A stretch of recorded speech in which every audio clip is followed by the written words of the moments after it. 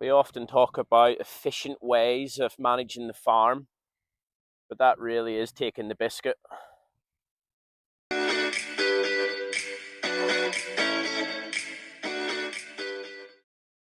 It's the 1st of February, and this is the 5th video of 2026. I hope everybody's keeping well and safe, and January is officially over, so we're bound to be getting drier, warmer weather, and hopefully the price of wheat will go up. Today, I want to talk about adding value in wheat, and more specifically, our experience with Wildfarmed. This isn't about achieving a really high price per ton of wheat. It's about creating a system that inadvertently creates a better margin. We first started looking at Wildfarmed back at the end of 2023. And at the time we were asking the same questions that a lot of people are asking today around margin, inputs, and whether a high input wheat was a sustainable system. So Laura signed herself up for a Growers Day, went along. She came back the next day and said, "I've signed us up." So that was that.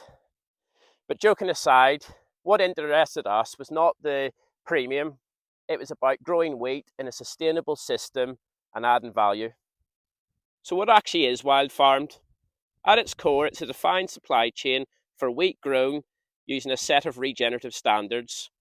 Those standards focus on soil health and biology, lower resilience on synthetic inputs, cover crops and living roots, and proactive management rather than rescue chemistry. You're not being paid for yield alone, you're being paid for the system. So we're at the start of February, and as you can see, the crop's quite well established. We've got a blend of Xdays, Goldfinch, Arnie, KWS Vibe, and Cruzo. And you can see that we've got a bicrop of beans also growing with it. This was all direct drilled into a summer catch crop using our horse avatar at the end of October. So let's talk about financials, because that's the important bit.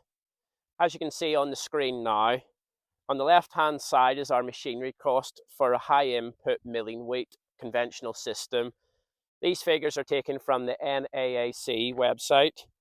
In the middle you've got the inputs, everything from chemicals to seeds to fertilizer, and you can see that we've got a growing cost of around about £1,100 a hectare.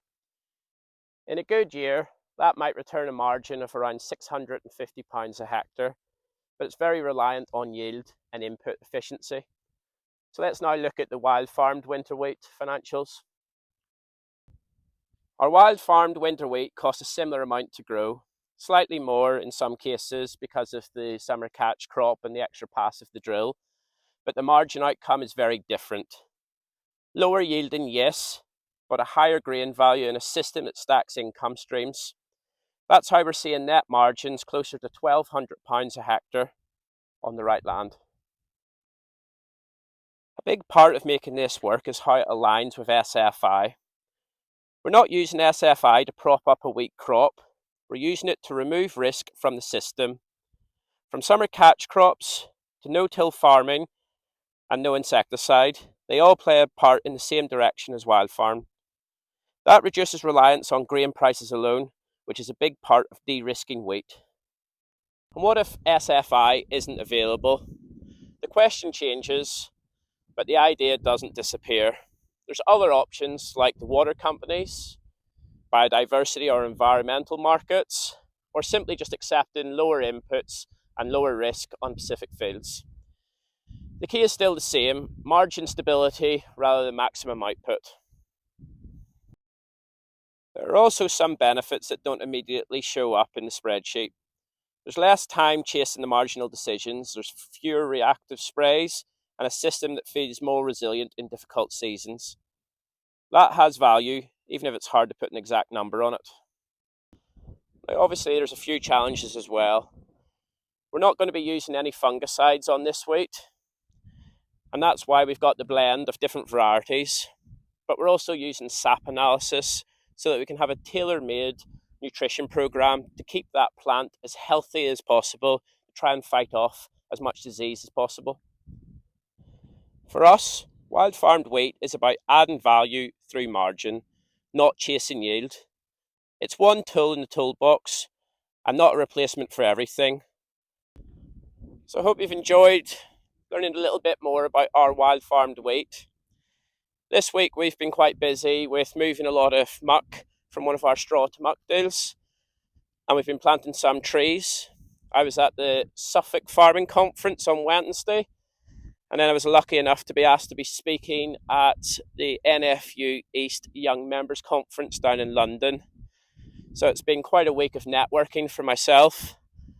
Next week we'll be busy loading more lorries, and I'm actually taking the team off to visit Courton Hall Farm, Johnny Wake, to have a little look round there to see what he's up to and hopefully inspire my team. Thank you for listening. Please like and subscribe, and I'll see you next week. Good luck. Bye.